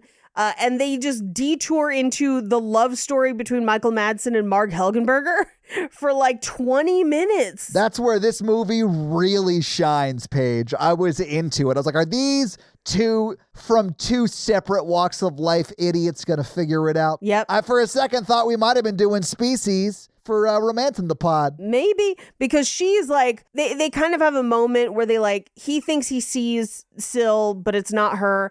And so Mark Helgenberger's like, fine, fuck this, goes to her hotel room. And then he goes back to the table with the guys and is like, I don't know, should I chase her? And they're like, yeah, buddy, like, of course. So he goes after her and goes to her hotel room. Meanwhile, Syl follows him to the hotel and can't get into the hotel room and pretends to be housekeeping and uses that to get into the room next door. Yes. Where she is listening in. Yes, which is not the room that Michael Madsen and Dr. Baker are like boning in, because that's Right. what's currently going on. Right. But when Species, or when Syl follows or like goes up the elevator and like then like follows behind him, it is sort of like a little tense. It is. It's a little bit like cats do. Yes. I thought of that video where like the camera pops out and The the cat, orphan cats? Yeah, Yeah. The cat like freezes every time it's on camera, and then it like gets closer every time. It did sort of remind me of that. But Syl lets him go copulate with Dr. Barker, and then she ends up in Alfred Molina's room. Because, yeah, she's in there listening in, and he comes home from the bar downstairs. Like, he comes back to the hotel room Yeah. from like striking out immediately. Like Forrest Whitaker and him are like hanging out, and Forrest Whitaker's like, we got to go to bed. Everyone should just go to bed right now. Right. And he's like, I'm going to go. And then Alfred Molina's like, well, I'm going to hang at the bar a bit. And he's like, go to bed. And then Forrest Whitaker leaves and Alfred Molina strikes out immediately. Yes. And then goes right to bed, more or less. Right. Where he finds Species, who he like immediately jumps into bed with. He does not question a stranger in his hotel room. He's just like, It's crazy. A stranger who he's like, how did you get in here? And she goes, I stole a key. right, as if he knows her. He doesn't know her. I would not sleep with someone who stole a key to my room. Yeah, I'd be like, the fuck are you doing in here? Meanwhile, Forrest Whitaker is like one room away watching the hair dye commercial being like, she's here. Like, I can sense it. She's here. I can smell it. She's here.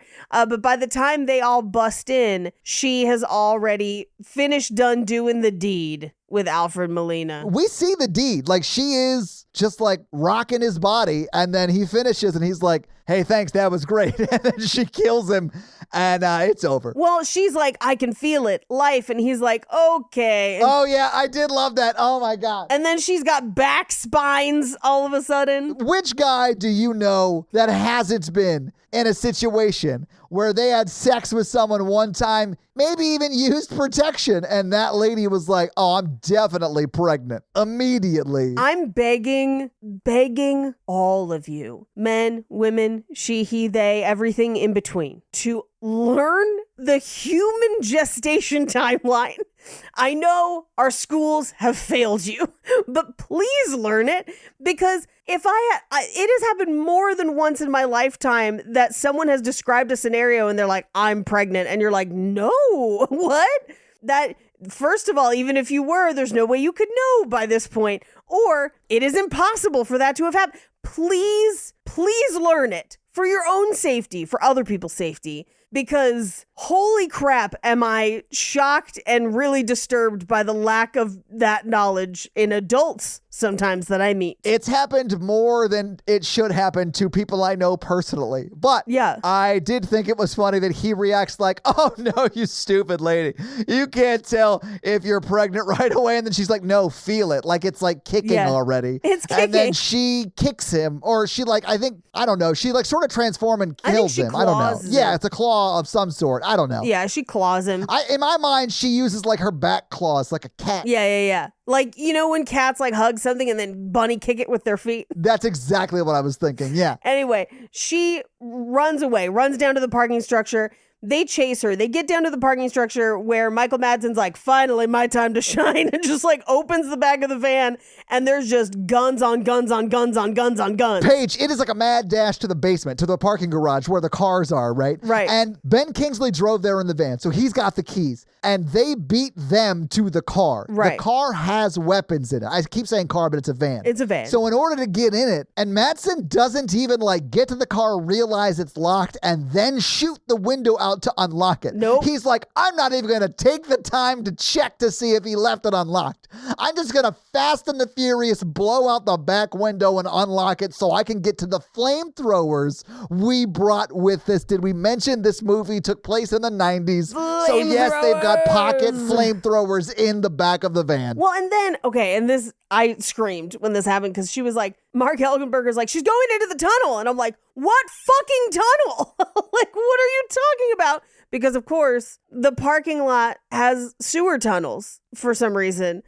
So they go into these mysterious sewer tunnels and they're like, where is she? And there's just like bubbles in the water because they couldn't afford to do more CGI than they're already doing. And the CGI that they paid to do is not great. I wish it had stayed practical. Same. They could have made her do less in a suit, or, you know, an actor do less in a suit. It couldn't, you know, they could have used like a stunt person and not Natasha, whatever. But the CGI stuff looks bad. It just looks bad. And I wish it had been like more like subtle and maybe you don't see as much, Sure. but it be practical. Yeah. Because it wasn't great. It's not great. But this is the scene where like Ben Kingsley does express some like, yeah, Captain Obvious. We know she went in the tunnel. We're at the edge of where she could have gone, and there's a tunnel with the top off of it. Yes, no shit. We know. Right. And then he immediately gets killed. He immediately gets, as Forrest Whitaker's like, she's here somewhere, and looks at the water, too late. Yeah. Dead. Immediately, Ben Kingsley is dead. And she just be creeping in the pipes like an alien. She be creeping. So she creep. Yeah, because she's a species and she just wants to get your goo in her. She wants to tongue your fart box, yeah. No, smart box, Paige, smart box. Oh, no, she's done with that. Now she's on to just pleasure. Anyway, so, Wow. like... Honestly, I wouldn't let her do the fart box either, because then it would just go through the other side. Like, I'm not going to let her get anywhere close to my person. Like, I saw what that rat could do at the end. I'm not going to get anywhere. I'm not going to get within tongue lashing distance of this lady. Well, okay, so this tunnel dumps off into like a cave system, allegedly under the city of Los Angeles. And the alien retires to like a cave outcropping to give birth to a terrifying full-grown child. That had to hurt coming out. I get the vibe that it was like pretty small and then it just grew really fast, like the goo in the medical chamber thing. Yeah, but Forrest Whitaker finds the baby and is like, oh, hey, I'm not going to hurt you. Don't worry about it. But then the baby like tongue stabs him and he's like, ah. And then the baby turns like full alien and they flamethrow it and it ends up in the oil because it's oil instead of water like Last Crusade. Yeah, but it's because LA is like, there's oil in LA. Like there just be oil in the land. We went to the tar out pits. there. Yeah. So like, okay, believable that would be a thing. I guess. I don't know that they have very obvious soundstage like underground cave systems, but whatever. I'm here. We're here for the lulz. Let's go. Fine. But they do like flamethrower baby species into the oil, which lights the oil on fire. But Dr. Barker fell into the oil. Yeah. So like now the oil's on fire and she's like yelling for Madsen to come save her, who can't because he's like doing something else.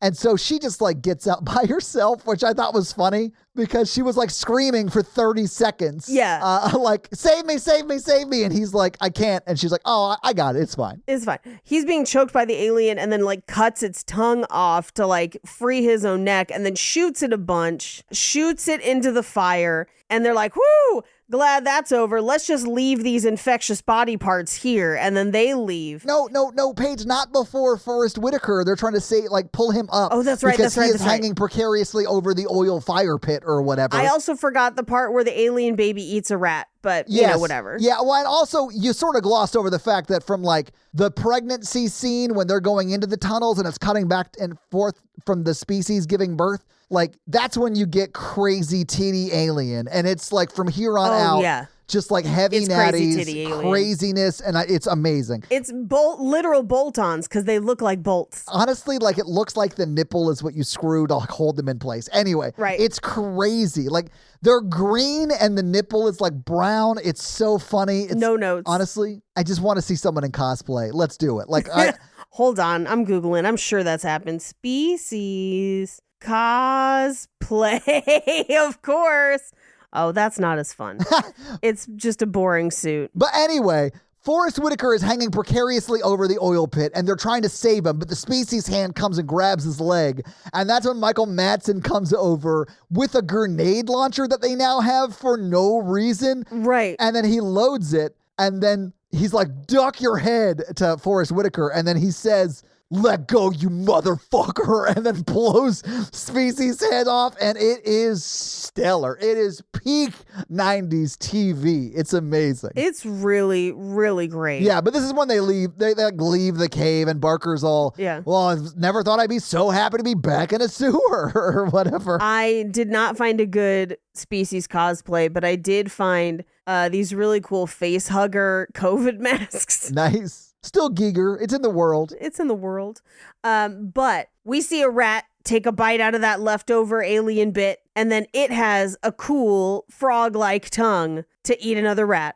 And that's the movie. So having seen the movie, we talked about the movie. Paige, what did you think about Species? Honestly, watchable Yes. because it's so bonkers. Yes. If that makes sense. Like, it's bad, but it's fun. It's hard for me to say it's bad because I did enjoy watching it. Sure. I would say like the CGI is bad. Some of the scripting is bad. Like it's not an awesome paced movie, but man, it's like super watchable. It is like sort of action sequence slasher.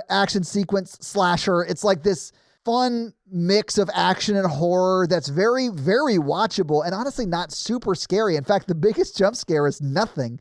It is two dudes banging behind a trash can and that Forrest Whitaker like stumbles upon, and it's like a jump scare moment. Right. I don't know if they were banging, but I assumed. But like after that Oscar the Grouch sort of jump scare, it really isn't that scary. It's just like action movie sequences with some horror slasher tropes thrown in. So I thought it was like supremely watchable. Like I understood why this movie got sequels. Yeah, oh, for sure. But I think it's, I would not say great. It is definitely worth watching if you haven't seen it.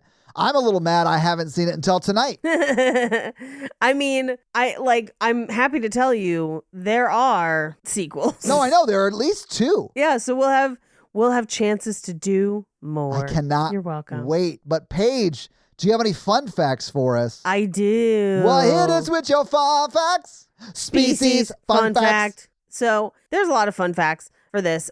Now, including a frequent flyer on our podcasts, Ooh. both of them. So Michael Madsen has occasionally said that this is one of the few movies he did that he was proud of, but he thinks the sequels are lousy and only did them for a paycheck. He's in the sequels? Yeah, he's in the sequels. Yes. I cannot wait. Now, during production, MGM did not want to shoot the Nightmare Train sequence because they were trying to keep costs down, which is the one with the train is made of skulls. So H.R. Giger was not willing to accept them not using the Nightmare Train. So he spent $100,000 of his own money to finance the Nightmare Train. And it's only like a few seconds long, but like it looks cool as shit. So good for you, I guess. I mean, oh man, I can think of a much better way to burn $100,000. Sure. I know. Honestly, just go to Ozzy Osbourne's basement. That's definitely the train he has set up down there. First off, Geiger. For sure. But $100,000 in 1995 is $207,000 today. So probably not worth it. But I do love that shot. It is a like if Thomas the Train Engine was emo sort of vibe, and I loved it. Yeah, like goth Thomas the Tank Engine. Yeah. But here's the crazy thing though. $200,000 and $100,000 sounds like a lot of money. And at the time, that's what graphics like this would have cost. I think today we could do this so much cheaper. And it's more just like at the time they did not have the capabilities that we had. And that's why it was so expensive. But anyway, so Frank Welker provided the alien sound effects vocally and said it was one of the most strenuous on his vocal cords for any other project he's done. Some of the screaming and screeching sounds basically he had to rest his vocal cords in between because it was so hard to do. Awesome. So, Paige, can I pitch something to you? sure. Thomas the Train Engine has an emo/goth friend named Raven the Morning Express, but morning is morning is with a M-O-U-R-I-N-G. U. Yes, exactly. Yes. I love it. That is the death train in this. It's Raven the Morning Express. For some reason, because it's Thomas the Tank Engine, all I'm thinking is Thomas the Skank Engine, where Thomas has a real slutty period. Guys, if you find Thomas in the club, it's actually Tom Ass. You'll find him on Grindr. Woo! Good for him. Here's a sentence that you'll not hear in modern movies as much, but Michael Madsen and Mark Helgenberger were allowed to improvise their sex scene. Is that why we don't really get much of it? I think it might be why it's one of the only times in a movie sex scene you watch people take off their clothes and then her get on her knees to blow him. I was like, this is the most realistic thing I've ever seen, but like not what they typically show in movies. And I thought that was pretty funny. Today, an intimacy coordinator would probably figure that out between the two of them. Today it would be considered choreography. Yes. Back in 95, Madsen was like, I don't know, why don't you just blow me? All right. Now, the editor for this movie is a man named Conrad Buff the Fourth. What? Hang on. And his original cut of this movie was 2 hours. No. Do not give me any facts until you tell me if his real last name is Buff. It is. And let me see what else he edited. I hope that motherfucker is so svelte. You know what I'm saying? He edited Titanic and Terminator 2. Oh my God. And The Abyss. And 13 Days. Holy Dude fucking worked. And The Equalizer 3 and The Equalizer 2 and The Huntsman and Snow White and the Huntsman, Rise of the Planet of the... Dude, this dude's like the best editor on earth. He's done like all the Terminators, like Shooter. Yeah, I mean, Last Airbender, maybe not so much, but like the editing's not the problem for that. Go off Conrad, though. Like that Go is off Conrad Buff. a lot of movies. Holy shit. Okay, Dante's Peak, True Lies. Oh my God, this dude's an editing, like... I did not know I was a Conrad Buff fan until I watched Species, Paige. I didn't know that we were in the presence of greatness, but we are. Anyway, Conrad Buff the Fourth. Where my buff heads out? All my other fans Where my buff who heads? also love Conrad Buff the Fourth. His original cut was 2 hours and 7 minutes long and had a completely different ending action sequence and battle with Syl. A few shots from the original ending can be seen in the theatrical trailer. My money, based on the other things this fool has edited, probably a better version. Allegedly, according to Michael Madsen, Ben Kingsley was very protective of his chair on set and didn't like anyone touching it. And then Kingsley said that Michael Madsen would purposefully try to prank his chair by putting garbage on it or hanging it from the camera cranes. I love it. I also love that Madsen's the kind of guy is like, yeah, Ben Kingsley's like hella fucking famous, so I'm gonna fuck with him. So H.R. Giger, as we already talked about, was very protective of his designs used within the movie. That is also the same for Alien, but from my understanding, Giger and Ridley Scott had much more of a collaborative relationship than I think happened on this movie, because Giger had envisioned more stages of Syl's transformation, but the film only used that last one. So that the one with the bolt-on titties was like the first version. Then it was supposed to have other transformations. Oh, to get the final form, if the starting form has knockers. What is that? What does that look like? Look, I don't know how familiar you are with H.R. Giger's work. I'm a big fan, but there's a lot of, how do I phrase this? Sexual anatomy? Industrial genitalia. Yeah. Industrial genitalia in his work on purpose. And I think he's a visionary, but he's got a style and it's got a lot of tits and dicks in it. But he envisioned Syl glowing with red-orange heat and getting brighter and hotter as she got angrier. She's a mood ring too? Hell yeah. The studio claimed it would be way too expensive, and he's like, no, and had a test design made to show it could be done, and they were like, please go away. Please stop sending us your test designs. He's like, it's no problem. I will shoot it myself. I don't know why I did an accent.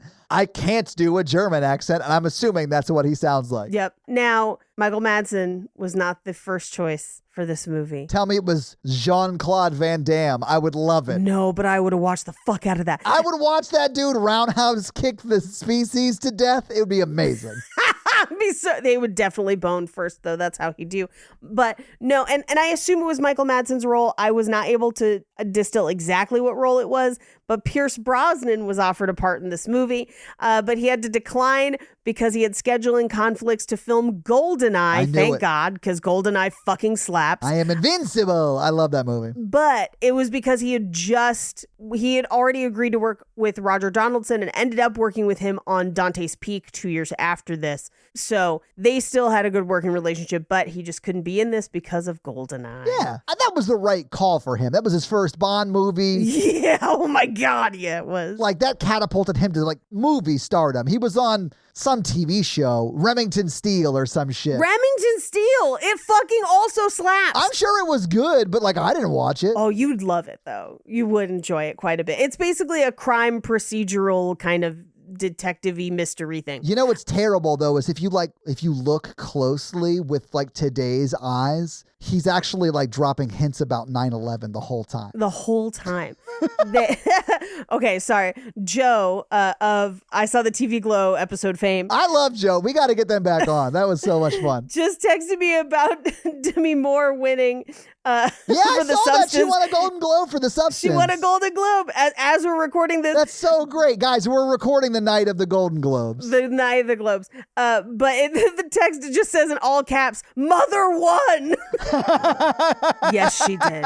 That's right. Love Joe. Anyway, yeah, was he filming Goldeneye or was he prepping? I mean, we'll never know. But the truth is out there, hidden in Remington Steele spoilers. I don't know. Yep.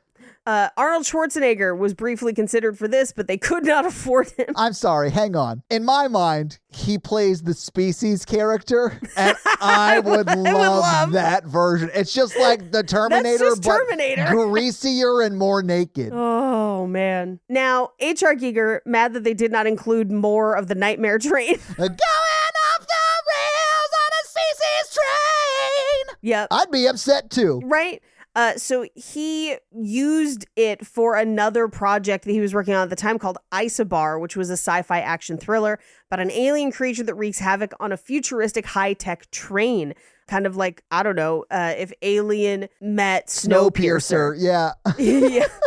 The film was supposed to have Sylvester Stallone, Kim Basinger, Walter Matthau, and Jim Belushi in it, but it never got made due to script problems and the financial failures of Carol Co-Pictures. Oh, man. Imagine that movie. Okay. I know. I don't think that's nearly as good as this, honestly. Probably not. Yeah. Like, everyone in this movie went on to be, like, pretty famous. Even Michelle Williams. Like, it is, like, an all-star cast in this movie. It's a wild premise. Like, I love it. It's also, so it's the first collaboration between Roger Donaldson, who does go on to direct a bunch of other things, and cinematographer Andrei Bartowiak. Bartowiak, yeah. I believe is how you pronounce that, but I might be wrong. But that guy shot a million different things. Speed. I know they shot Romeo Must Die, and I wish I didn't. Dude, Romeo Must Die fucking slaps. I only know that because I like him as a cinematographer. He has, like, always been very inventive, and, like, he does cool shit.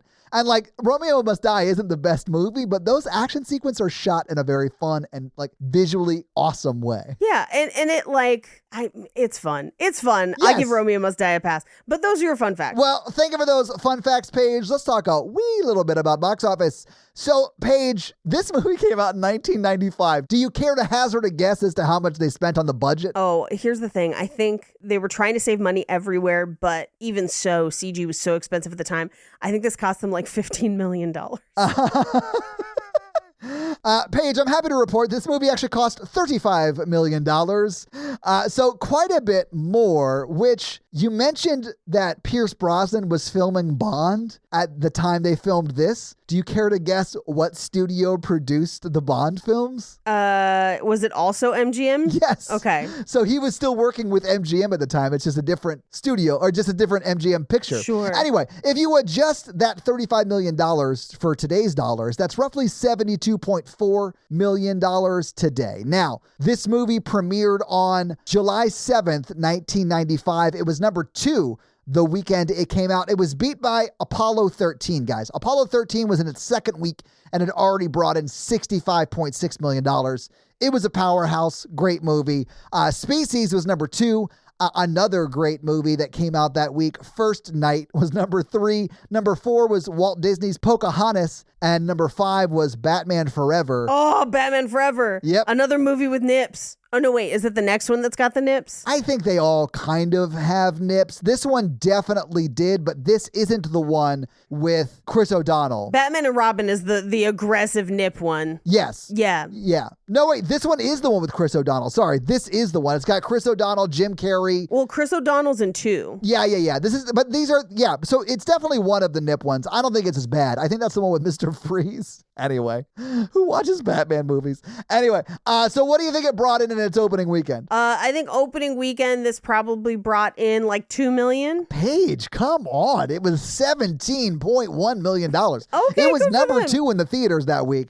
Okay, it was in theaters for a total of 17 weeks, which is not super uncommon in the 90s, but it was in the top 5 for its first 3 weeks, in the top 10 for its first 4. It was then sort of in between 10 and 20 for it's pretty much the length of its 17-week run. What do you think it brought in domestically at the box office in 1995? Domestically, if it did 17 its first week, then I'm going to say it probably brought in close to 60 domestically. Paige, that's a wonderful guess because it was just over 60. It was $60,054,449 domestically. Almost exactly right. You win the Showcase Showdown. It also made $53.3 million internationally for a total of $113.3 million total worldwide, which on a $35 million budget, that's great. That's quite a return on investment. If you adjust that 113.3 for inflation, that's roughly $234.6 million today. And that is what we call the box office. Paige,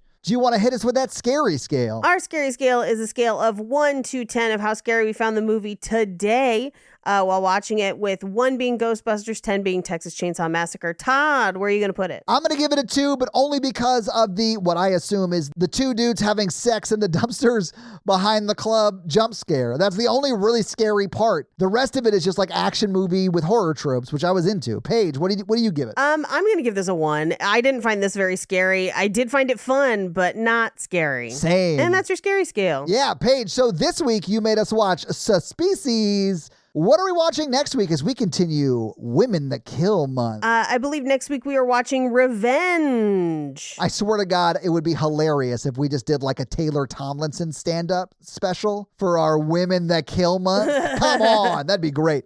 Anyway, so next week we are watching, what movie did we watch recently that this director did that like put this one back on our radar? It was The Substance. That's right.